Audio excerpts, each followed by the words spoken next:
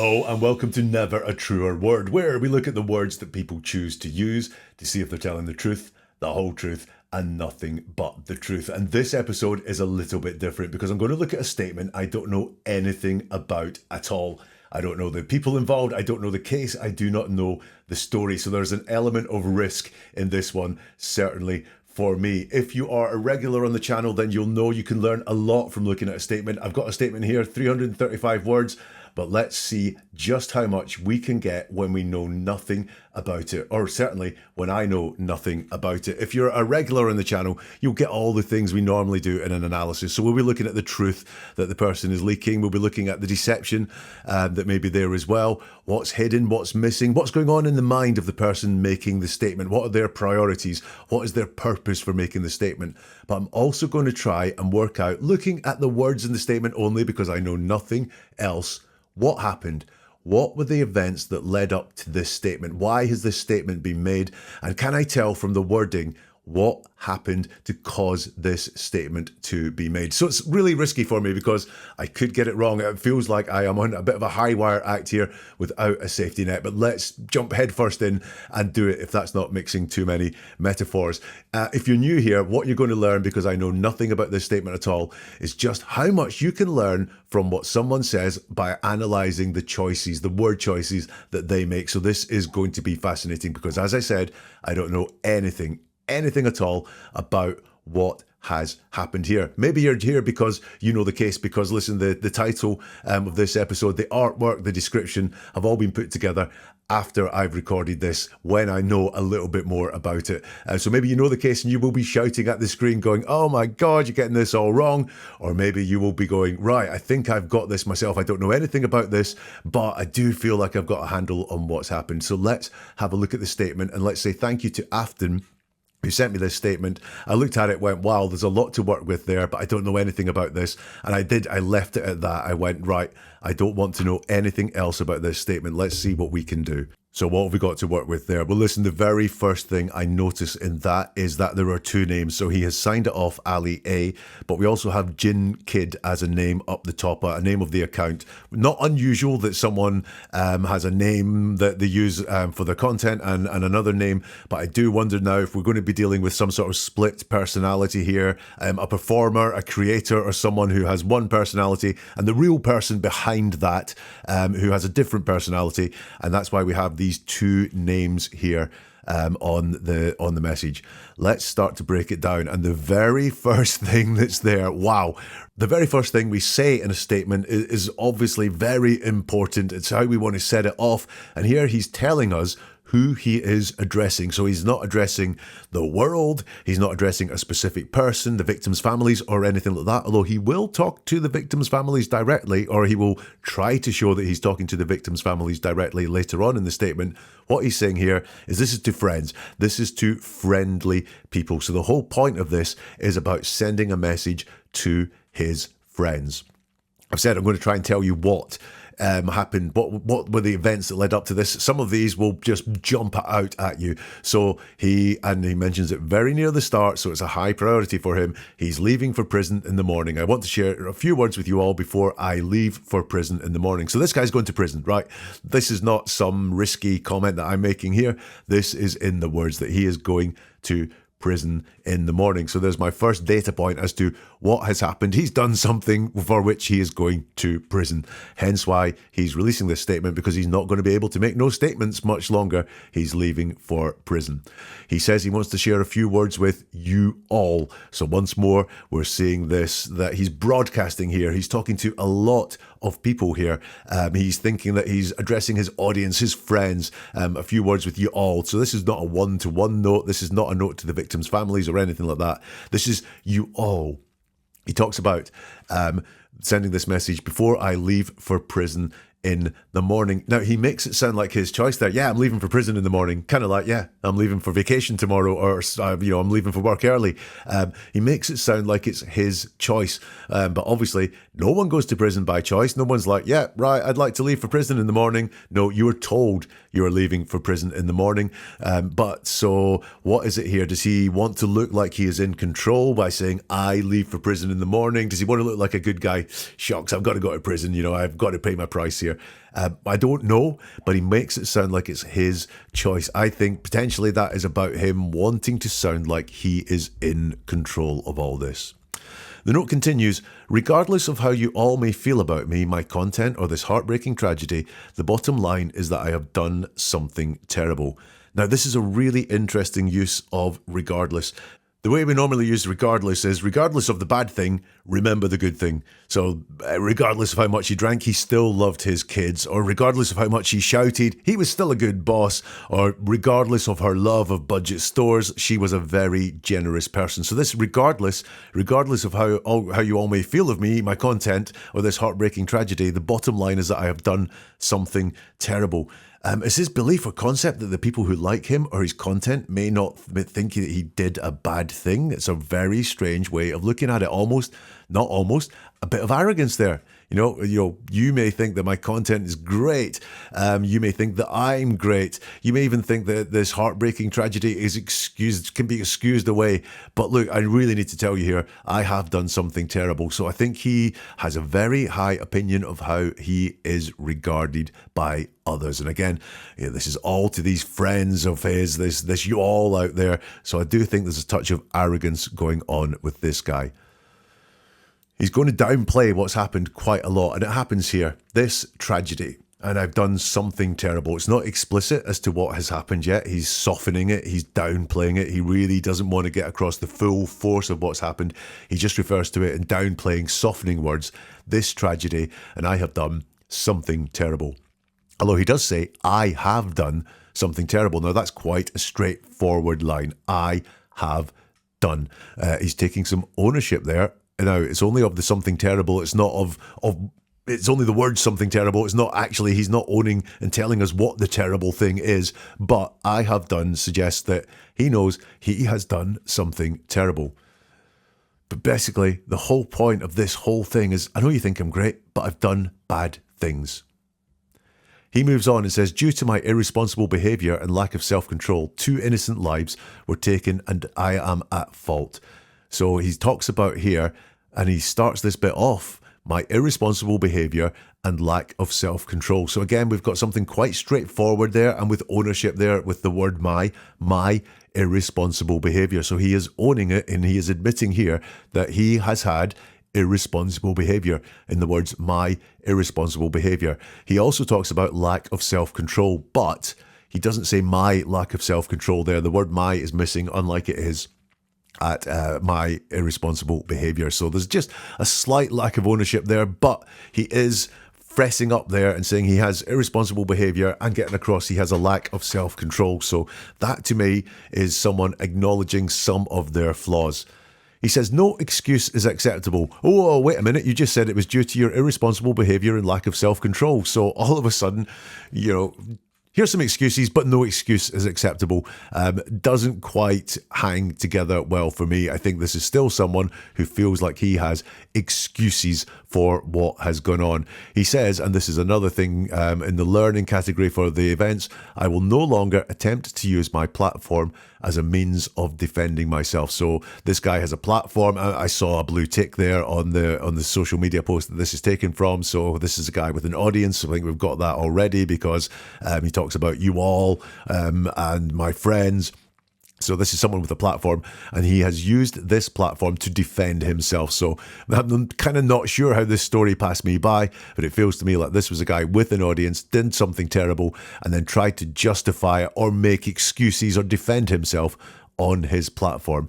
You'll notice, by the way, this is very limited in what it says. It's not, I will no longer attempt to defend myself, or I will no longer be defending my behavior. It's just, I will no longer do that on my platform. I will no longer attempt to use my platform as a means of defending myself. That doesn't say he won't defend himself elsewhere. So this is very limited. Although at first read, we might think, hey, the guy's given up here. He's not going to be defending himself anymore. No, he's just not going to be using his platform in an attempt to defend himself. And look at that word, attempt. I will no longer attempt to use my platform as a means of defending myself. Attempt means it failed. He tried, but it failed, is what attempt is giving us there. Which is interesting. Did he get some backlash? Did it not work out the way he wanted to when he came on his platform to defend himself? He says, I had my opportunity to speak during trial and have fully explained my honest intentions were on that terrible day. I had my opportunity to speak, is how he says it. He doesn't say he did speak. He just says the opportunity was there. He doesn't say that he took it fully, frankly, candidly, or anything like that at all. He just says he had an opportunity to speak. So I'm wondering, again, if he did speak during trial. Actually, maybe he didn't speak during trial. Maybe he did not give evidence in trial. Maybe he did not take to the stand. He had the opportunity to do it because a defendant does, but he didn't take it. Or did he take his opportunity to speak and did he not really say enough in his view? Or did he not say the true, honest things that are in his head? Whatever. He doesn't say I spoke up for myself during the trial, only I had my opportunity to speak during the trial. More learning here into the events that happened. 2 innocent lives were taken and I am at fault. So he is admitting there in some qualified words that he is at fault for the death of 2 people. Again, we have this softening language. 2 innocent lives were taken, not I killed 2 people, and I am at fault, not I did it, just I am at fault is that slightly more distant, almost like, oops, didn't check that, I forgot to do that. It's almost like an oops, oh yeah, I'm at fault, rather than I'm to blame or I did it, I'm at fault. Another learning point here, there was a trial. We've spoken about this already, but there was a trial. So I'm starting to build up a picture of what, in his words, have happened on the lead up to this statement. He says, I had my opportunity to speak during trial and have fully explained my honest intentions were on that terrible day. Now, here we move into some persuasive language here. He didn't just say, I explained my intentions. He fully explained his intentions. There's a need for him to persuade to us that he was really cooperative. Now, when I add that together with the opportunity to speak and me thinking he didn't really speak, he wants to persuade us that he fully explained them. I don't think he did. He just wants us to get the impression that he was very honest and explained things fully. And then honest intentions, again, just tell us what your intentions were. To tell us these were honest intentions, again, is that pointing out that these weren't all honest intentions? He didn't give the full story. He attempted some management of the facts, maybe tried to get people to feel sorry for him or to see things from his point of view. I think that's what's going on there. He really wants to get across to us that he was very cooperative and very honest. And normally when people feel that need to persuade us, rather than just tell us that they did this, then these things are not true. So spotting a little bit of potential deception there. He talks about his honest intentions on that terrible day. Now that feels a little bit to me like storytelling, as if this is an author writing this and it was a terrible day, or he had to go and explain events on that terrible day. This feels a little bit like that, but also it's distancing language. Was the day terrible, or were your actions terrible? Was the day at fault? Was the day to blame? Did the day kill people? No, it didn't. You did, in your words, but you're again trying to soften things down, storytell, distance that terrible day.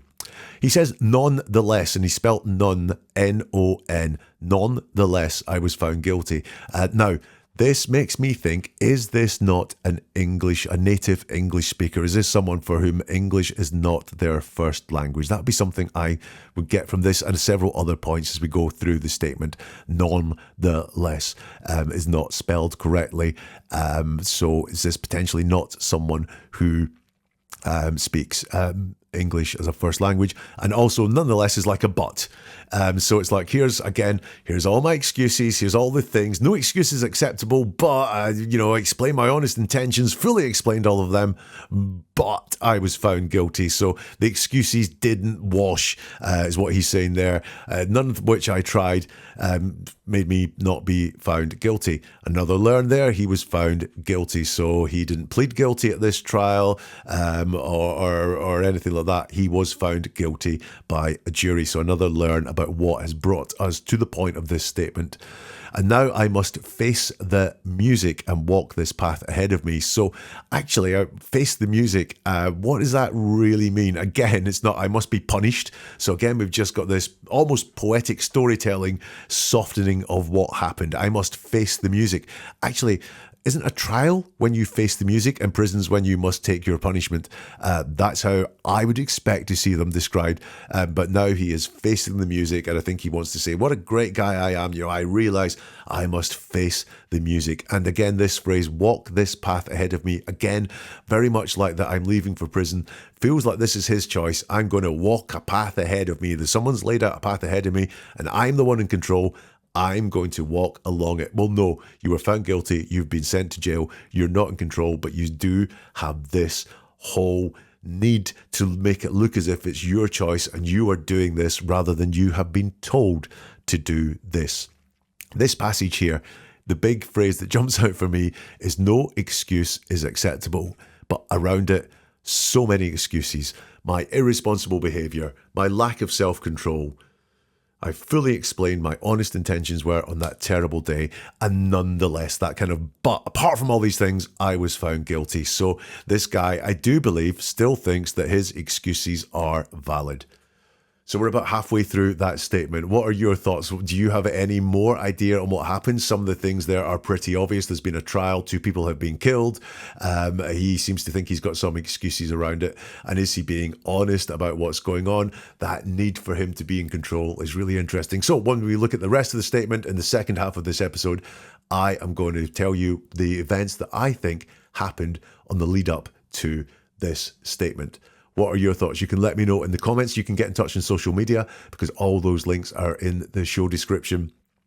If you want to get more from Never a Truer Word, you can become a member on YouTube or a subscriber on Spotify. That means you get episodes like this before anyone else. You also get bonus exclusive episodes too from Never a Truer Word. And if you can't do any of those things, the like button will bring more people this way. If you like it, don't do it if you don't like it. If you don't like it, don't press that like button. That wouldn't be you being true to yourself. But if you do like it, it's a small price to pay just to press that like button and help this get to more people.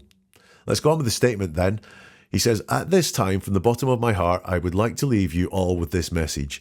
I am so very sorry for my actions, and I am ashamed at how pathetic and selfish I have been. So let's start with the beginning of that. At this time, from the bottom of my heart, I would like to leave you all with this message. So once again, we have this feeling of a broadcaster. It's not the message that's important. It's not the message that he says first. It's the fact that I would like to leave you with this message at this time.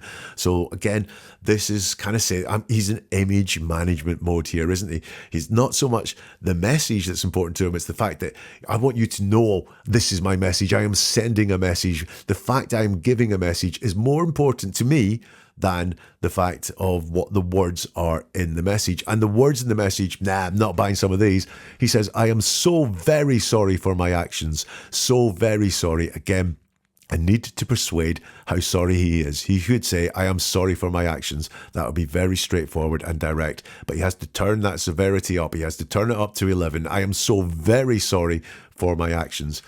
Got downplaying again. He's very sorry for my actions, not for killing 2 people, but he's very sorry for his actions. So he's in image management mode. He's downplaying. He's softening the severity of what it is that he did. Killing 2 people, which is what he appears to be saying has happened, is reduced down to a very bland, generic phrase, my actions. He says, I am ashamed at how pathetic and selfish I have been. Now, I believe that part, I am ashamed, is very straightforward. Compare it. I am ashamed. Very short, very to the point. Compare that to I am so very sorry. In I am ashamed, there's nothing like so very. It's not I am so very ashamed to show us just how ashamed he is. It's very straightforward. I am ashamed. So I believe he is ashamed, and I am believed he is ashamed, and I believe he feels pathetic and selfish. I notice he says, I am ashamed at how pathetic and selfish I had been in the past tense. So does he no longer consider that he is pathetic and selfish? I'm not so sure. I think this is him again downplaying what's going on. I do believe he feels pathetic and he feels selfish. He goes on, most importantly, and by the way, most importantly, I mean, that is him saying, most importantly, I am eternally devastated. Eternally devastated? Well, no, two people died. But most importantly to you is the fact that you are devastated. So again, this is him persuading us that, man, I really am sorry, because most important thing is I am devastated. That's not the most important thing about this story, mate. I got to tell you that. And he says, I am eternally devastated. So he's not just devastated, he's eternally devastated. Now, that's deception, because he cannot see the future. He cannot tell if he will always be devastated about what happened, but he is trying to persuade us and lie to us that I'm going to be sorry about this for the rest of my life. Then we have that typo. I'm devastated by the haunting reality I have forever hurt the love of my life.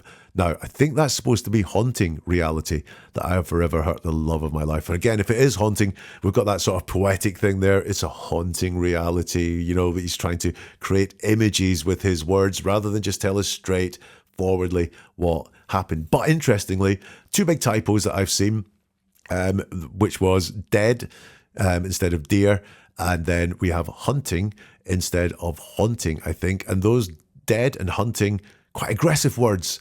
Why is it those are the ones that have come up there, dead and hunting, in his interesting typos, or are these deliberate or kind of Freudian slips that let us see a lot more about him? What I will say again, hunting rather than haunting, is this someone for whom English is not a first language?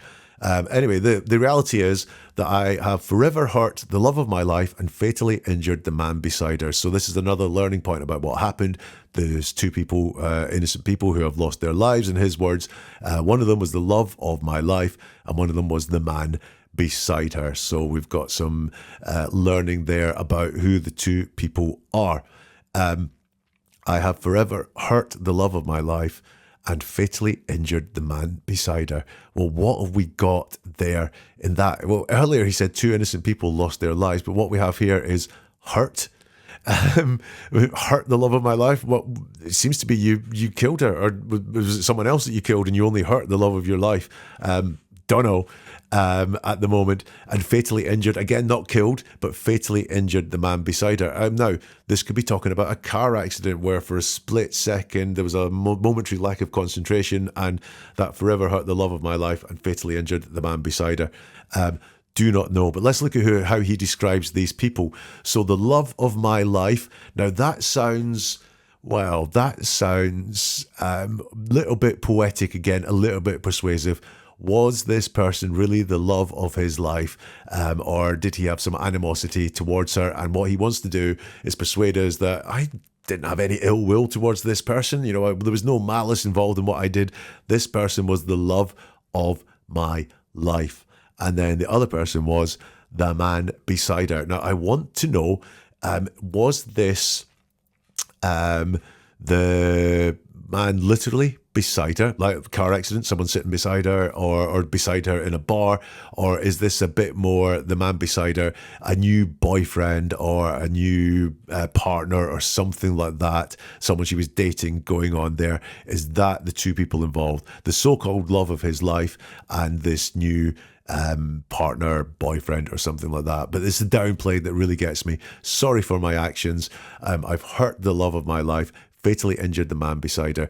Downplaying the actions there. But if you notice, what he doesn't downplay is how he feels about himself. He doesn't downplay being ashamed and being pathetic and selfish. So he doesn't downplay those things that are kind of self-loathing things, ashamed, I am pathetic and selfish. He's very straightforward and direct with his wording there.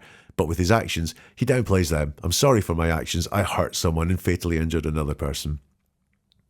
The note carries on, neither of them deserved this outcome, and I am forever indebted to the victims' families. It is my hope that the life sentences I have received have at least begun the healing process for you all. Softening language again. Neither of them deserved this outcome. Neither of them deserved to die. Neither of them deserve to be killed, but you have softened it right down to this outcome. You're just blanding this up and making it so generic to make it seem almost innocuous. Not two people were killed. Well, it was just an outcome, you know, like there is a score of a football match. So really working hard to image manage here what has happened. He does not want to say the bad things at all. Interesting use of the word indebted. Once again, I'm wondering, is this not a native English speaker? Because indebted to the victims' families means the victims' families have done something for you and you permanently owe them, rather than you will forever be sorry to the victims' families. You will never be able to make amends to the victims' families. No, you will be in their debt. So really weird use of the word. Again, think it might not be a native English speaker, but also it's just not being honest, straightforward, and telling us what has gone on here. He says, it is my hope that the life sentences I received have at least begun the healing process for you all. And that is where he appears to be addressing the victims' families. He mentions them before and then says about the healing process for you all. And obviously, well, not obviously, the victims' families are the one with the healing process, but you all, is he addressing the victims' families there, or is this still to everyone, everyone consuming his words on his platform? And does he have that arrogance that he's done a bad thing and that must have shocked people and there must be a healing process for them as well? Very possible in those words. He finishes the statement with, and lastly, to my viewers and past supporters, thank you for giving me the courage to express myself through my art, my music, my comedy, and my impressions. Thank you for the years of laughter, the thrill of going viral, and all the cherished memories. I've got a resume statement here. He's reminding them of what a great guy that he is. There was my art, there was my music, my comedy, and my impressions. Thank you for the years of laughter and the thrill of going viral and all the cherished memories. This is, hey, look what a great guy I am. Look at how talented I am, all the things that I can do. We laughed together. Hey, you guys sent me viral. Cherished memories. Doesn't own the cherished memories, not all my cherished memories, just all the cherished memories. He also thanks those who showed him that for perseverance, anything is possible, but not persevering and not killing someone. I think it doesn't seem to be a lesson you have learned. It just seems to be a lesson that you have observed. It doesn't seem to be a way that you lived your life. And here, again, we've got this knowledge or this concept of him broadcasting to everyone, because he's talking to his viewers, to those who have believed in me, to those who have showed him things, and I'm sorry for letting you all down. Again, we've got this arrogance. He let his audience down. Softening again, not I'm sorry for killing this person, but I'm sorry for letting you all down. He says, I must pay my dues. And here we go again. We've got this sense that it's his choice. He's saying, I must pay my dues. He's downplaying it. I must be punished for my crimes would be really what he should be saying. That is what is happening. But it's, I must pay my dues. And then he says, goodbye for now. So once more, I think we've got this feeling of, this is all my choice. It's goodbye for now, but I'm going to be back. Almost like this is a statement saying, just remember the good times. Remember what a great guy I am. Remember all my content. Because once these 2 life sentences are over, I'm going to be back. Because it's not goodbye, I'm going to prison. It's goodbye for now, temporarily. And he signs off, sincerely, your friend, Ali A. So we've got the concept of friends again. Friends being connected to people. This going out to a whole load of people is obviously really important to him. So that's the statement from Ali A or Jin Gim. So that's the statement from Ali A. So what are your thoughts? Well, here are mine. I think he believes his excuses. Despite him saying it's not defendable, though the excuses don't matter, he still wants to trot them out. If they don't matter, you wouldn't say them. You'd just do a mea culpa and say, this is what I did and I shouldn't have done it. But no, he keeps talking about his excuses. And I think he really has an irritation that his excuses have not been believed or have not worked. I think he's got a really high opinion of himself, that he is loved by an audience and that they are hanging on his every word. He certainly has a high opinion of his work, but I don't think he's got a high opinion internally of himself. I think there's a lot of self-loathing there, which we'll come on to shortly. He likes to show he's in control. He wants to say, it's kind of my choice to go to prison. I've got to go and pay my dues. So I think he likes to show that he's in control, that no one can make him do anything. Everything he does is his choice. And I think image is very important to him. That statement, although he's been found guilty and he's going to jail for 2 life sentences, this is a last-ditch attempt to kind of go, no, remember, I'm a nice guy, lots of great content, I've gone viral, you all love me, even some of you think that I might have been justified here, but hey, I've got to go to jail, but goodbye for now. Image is very important to him. Remember, I think we've seen the two hymns there. I said he had two names. I think we've got someone who's aware that his work has been popular, that he has been liked, but there's a lot of self-loathing inside, which is why the image is really important, because he doesn't want people to see what is inside. He only wants people to see this image, this veneer that he has put up. Okay, now the risky part. So these are the events that I think led up to this statement. First of all, I will say I think English is not the guy's first language. I think I got that there from the statement. I think he killed his ex and his ex's new partner. Somehow he killed his ex and his ex's new partner. He's defended himself on his platform, on his social media or channels, and he also defended himself in some way at the trial.